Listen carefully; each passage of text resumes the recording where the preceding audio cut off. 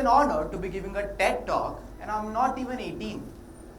I mean, most people my age are still trying to figure out how to do laundry without shrinking a hoodie. And here I am, reflecting on my formative years. Why? Right?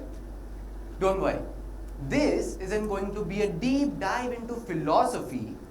It's just me talking about childhood, aka that strange time when you think that growing up means finally being allowed to sit in the front seat of the car.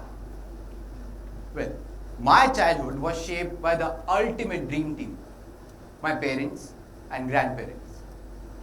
Together, they raised me with a focus on character, ethics, and empathy. Basically, the starter pack for being a decent human being. My grandfather was full of stories, and my grandmother ran on values stronger than Wi-Fi, and my parents believed that doing the right thing mattered, even when no one was watching, especially when they were. From learning how to deal with stuff, I was brought up to care, to be kind, and most importantly, to never waste food, because that's apparently how civilizations fall.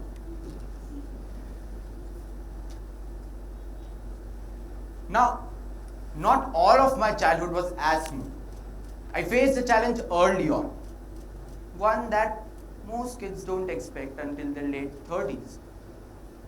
My hair, for reasons known only to genetics and cruel irony, decided to take a little break. Now, I wasn't bald exactly, but compared to other kids my age, my hair density was definitely working part-time. Other kids had flowing locks and thick manes, but I had strategic spacing. Naturally, the teasing came with the territory. I got nicknames like early grandpa and solar panel for a brain. At first, it stuck. I tried the usual tricks. New hairstyles, side parts, and the whole just flatten it down and act like everything's fine. But eventually, I made peace with it. Because you know what? Hair is just hair. What actually matters is owning who you really are and being able to deliver a savage comeback with a straight face. I wasn't the kid with 50 friends and a birthday party that looked like a music festival.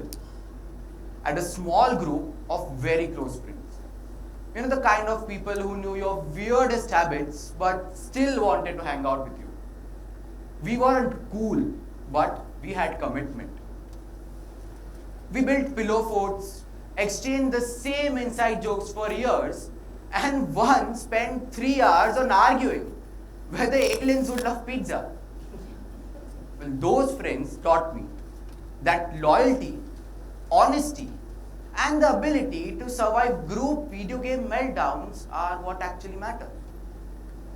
Now, if there was one thing I could always count on, was my brain being in overdrive. I had an analytical mind from a very young age. I'd question everything, from why toast always lands butter side down to whether cats have an agenda.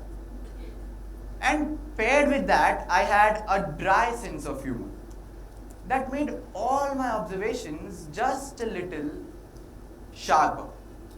I wasn't the class clown, I was more the class commentator. I would stay quiet, observe the chaos, and then drop one perfectly timed line that made everyone pause and then laugh. Actually, it was like being a ninja, but instead of throwing stars, I threw sarcasm. And this mix of logic and humor helped me survive awkward school presentations, weird family functions, and also the trauma of group projects. So, if you would ask me what my formative years were actually about, I would say this.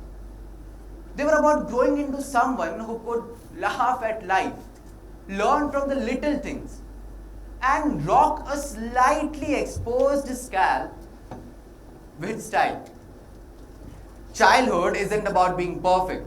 It's about collecting weird stories, great people, and learning how to deal with stuff. Oh, sorry. One sarcastic comment at a time. Actually, formative years are life's way of handing you a paintbrush with absolutely no instructions and a drawing page with a lot of smudges and weird brush strokes. But it's confusing, messy, and sometimes downright embarrassing. However, it's also where we learn to create our own masterpiece amidst all the chaos. So always remember, it's not about how much hair you have on your head. It's about how much confidence you've got underneath it. Thank you.